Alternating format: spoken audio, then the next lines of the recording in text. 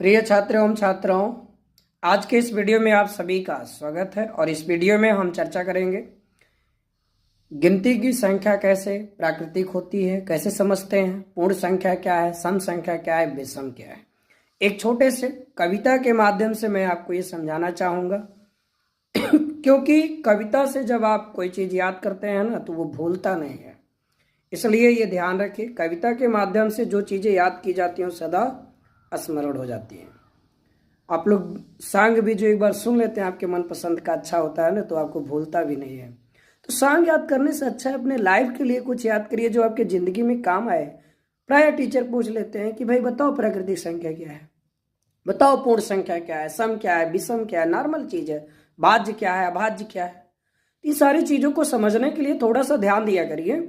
और इसके लिए मैंने 4 पंक्तियाँ लिखी हैं, इन पंक्तियों पे ध्यान दीजिएगा और याद करिएगा। हम लोग तो अपने सेंटर पर प्रायः श्लोक, प्रार्थना, ये सारी चीज़ें तैयार करवाते हैं।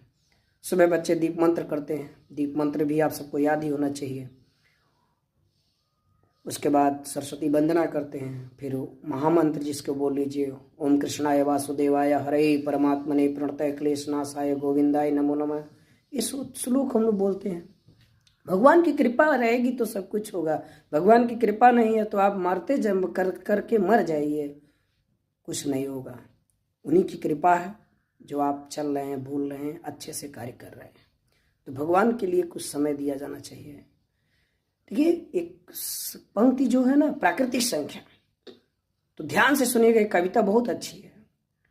गिनती की संख्या को प्राकृत कहते हैं, गिनती की संख्या को प्राकृत कहते हैं।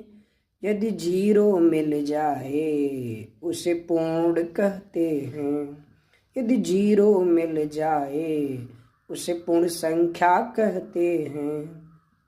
गिनती की संख्या को प्राकृत कहते हैं।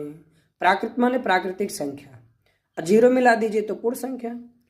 और भाग लगे 2 से उसे सम संख्या कहते हैं, यदि भाग लगे 2 का सम संख्या कहते हैं। गर शेष बच जाए, गर शेष बच जाए उसे विषम कहते हैं।